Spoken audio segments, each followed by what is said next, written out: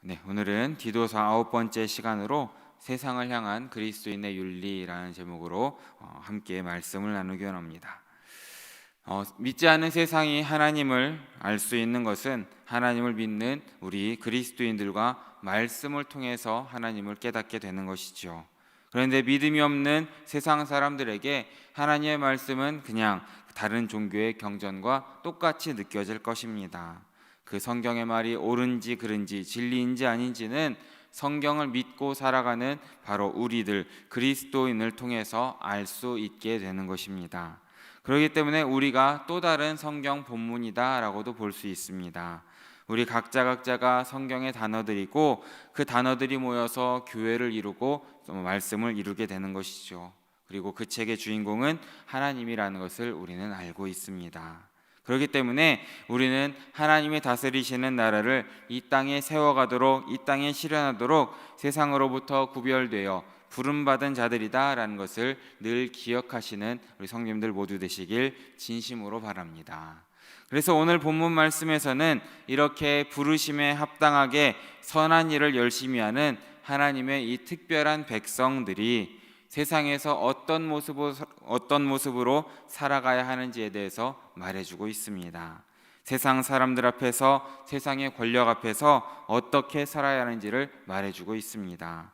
이것이 오늘 본문이고 다음 시간에 볼 3절에서 7절까지 말씀은 왜 대체 우리가 그렇게 살아야 하는지 그 이유와 근거에 대해서 말해주고 있습니다. 우리는 이 세상의 상식에 기대어서 권면하지 않고 세상을 향한 그리스도인의 태도가 우리의 구원, 우리의 신분, 또 우리가 갖고 있는 소망이 어떠해야 한다라는 것을 말해주고 있습니다. 그래서 오늘 본문 1절에서는 정치 권력에 대해서, 세상의 권력에 대해서 우리가 어떤 입장을 취해야 되는지 말해주고 2절 말씀에서는 세상 일반적인 그 그리스도인에 대한 합당한 태도를 말해주고 있습니다. 오늘 말씀을 통해서 우리가 어떤 모습으로 살아가야 될지 다시금 마음에 새기시길 진심으로 바라겠습니다. 오늘 본문 1절, 2절 말씀은 이 헬라 원문을 보면 한 문장으로 이루어져 있습니다. 그래서 원문을 보면 2절 끝에 나오는 기억하게 하라라는 단어가 맨 처음에 나오고 있습니다. 이 기억하게 하라라고 하는 것을 보면 바울이 이 디도서를 읽고 있는 독자들에게 처음 한 말은 아닐 것입니다. 하지만 그들은 듣고도 잊어버렸다라는 것이죠. 그래서 오늘 이 디도서 편지를 통해서 잊어버리지 말고 기억해서 마음의 새김으로 정말 하나님의 구원 역사를 다시금 깨닫게 하려는 것이 바울의 목적이다라는 것을 우리는 먼저 깨달아야 되는 것입니다. 먼저 권력에 대해서 우리 그리스도인들이 어떤 태도를 보여야 하는지 우리 1절 말씀을 다시 한번 한 목소리로 함께 읽어보겠습니다. 1절 말씀입니다. 너는 그들로 하여금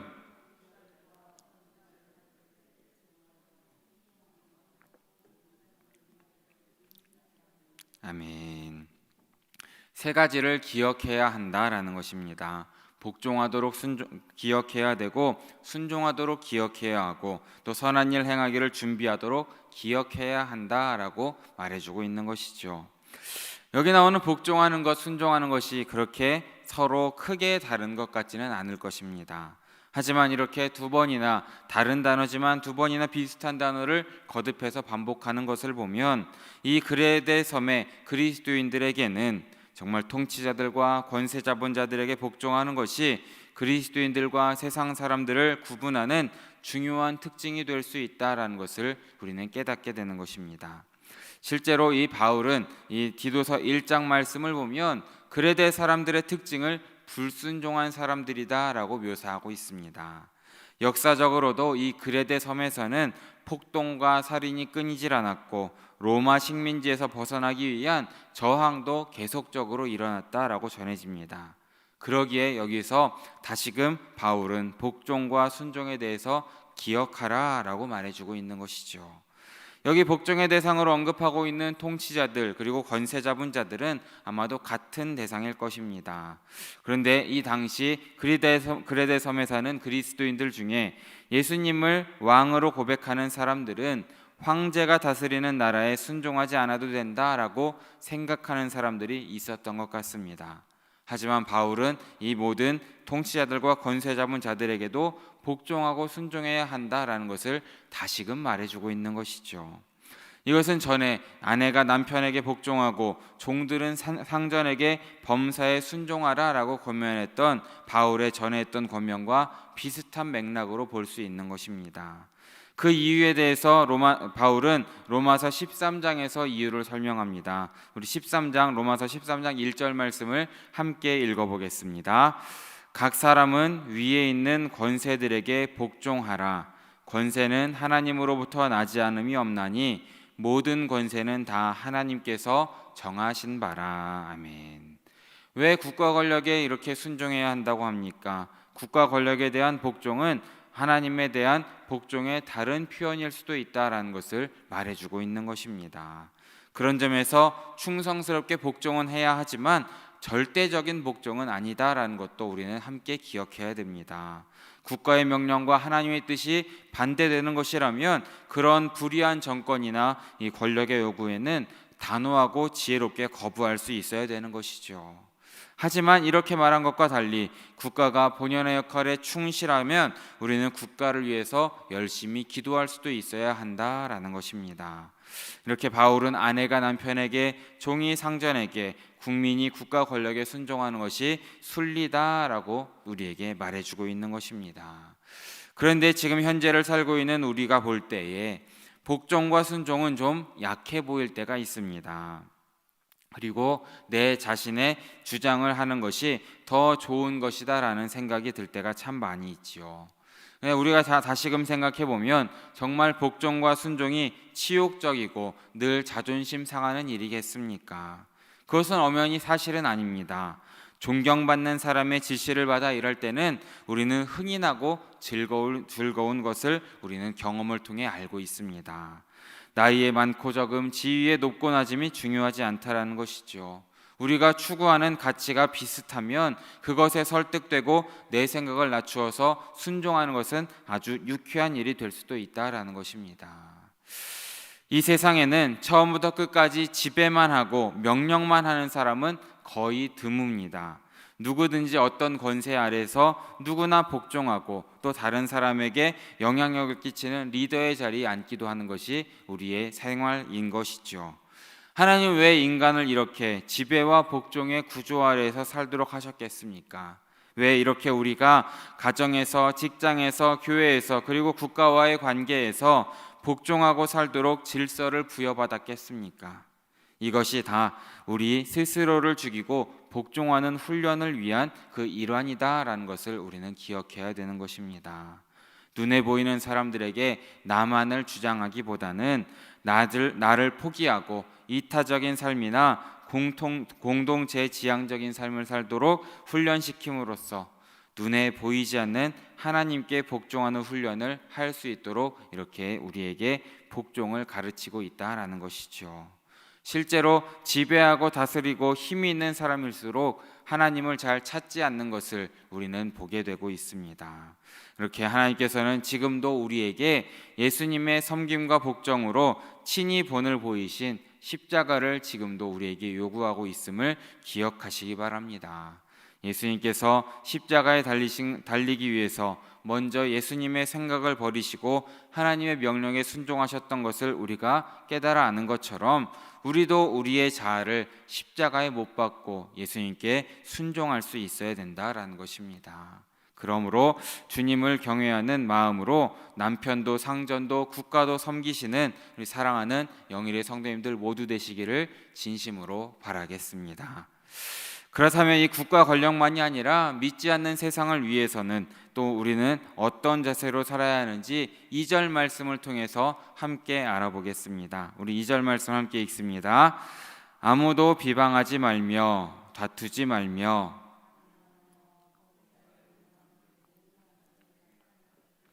기억하게 하라. 아멘. 총 4가지를 당부하고 있는데 각각 부정적인 것과 긍정적인 것을 2가지씩 말해주고 있습니다. 먼저는 당부하는 것이 비방하지 말아야 한다라는 것이죠. 이 단어는 이 당시 주로 신성 모독적인 발언에 쓰였던 단어입니다. 그러니까 바울은 하나님은 물론이고 아무도 비방을 받아서는 안 된다라고 말해주고 있는 것입니다. 우리 그리스도인들은 근거 없이 아무에게나 비방의 말을 해서는 안 된다라는 것을 가르쳐주고 있습니다. 이는 누구에게나 지혜 없이 대항하는 말을 하지 말라라는 것입니다. 어떤 사람이 우리에게 악담을 퍼붓고 억울한 일을 당하게 할지라도 그 사람이 하는 그 나쁜 말로 대응해서는 안 된다라는 것이죠. 하지만 우리가 기억해야 할 것은 비방은 하지 않지만 죄와 불의에 침묵하라라는 것은 아니라는 것을 우리는 기억해야 되는 것입니다. 온유하셨던 예수님의 분노를 우리는 기억하고 있습니다. 그것을 늘 기억하시면서 둘 사이의 균형을 이루면서 지혜롭게 살아가시는 우리 성도들 모두 되시길 진심으로 바라겠습니다. 다음으로 권면한 것은 다투지 말아야 한다라는 것입니다. 이것은 평화를 추구하라라는 것이죠.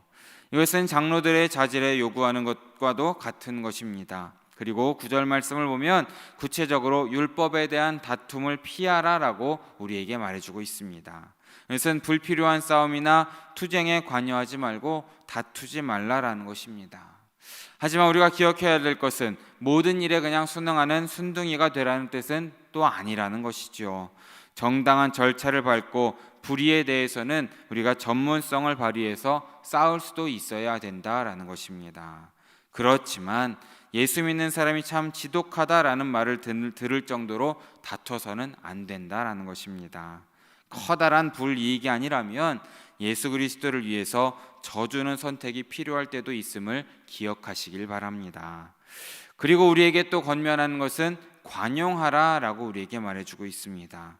이 관용하다라는 단어인 에피에이케스라는 단어는 이 은혜롭다, 온유하다라는 뜻을 가지고 있습니다. 이것은 방금 말한 다투지 말아야 한다라는 말과 이 동전의 양면과도 같은 관계에 있는 성품이다라고 볼 수 있는 것이죠.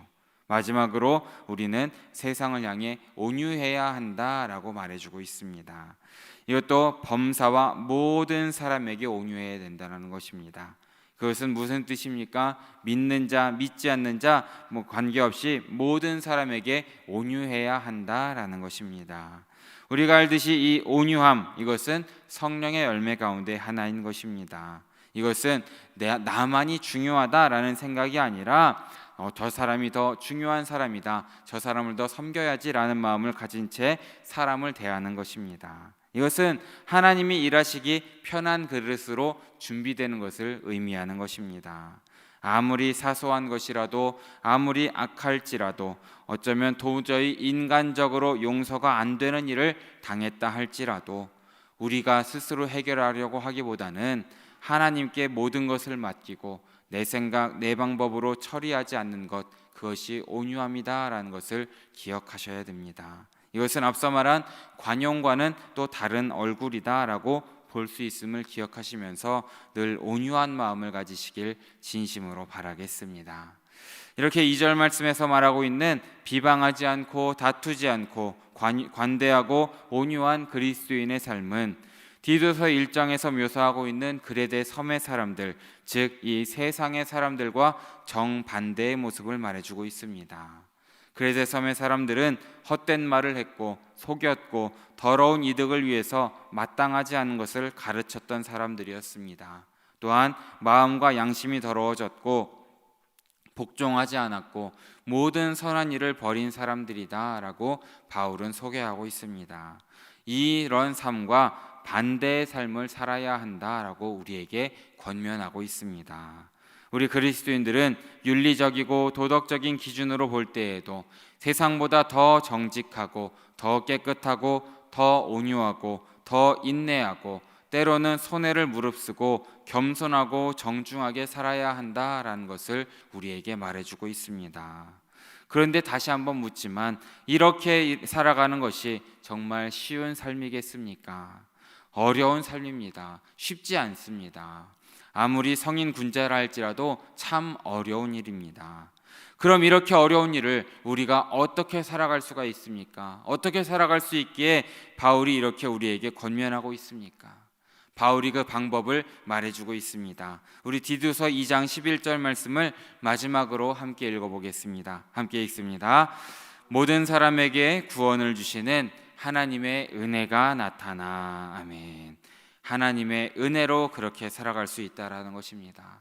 하나님의 은혜가 있으면 우리는 더 정직하고 깨끗하고 온유하고 인내함으로 살아갈 수 있다라는 것을 기억하시면서 하나님의 은혜로 하루하루를 살아가시는 우리 성도님들 되시길 진심으로 바랍니다. 그러므로 세상 가운데 온전히 그리스도인으로서 살아가시고 빛으로 소금으로 살아가시면서 세상 가운데 주님의 자녀로 살아가시는 우리 영일의 성도님들 모두 되시기를 진심으로 바라고 축원합니다.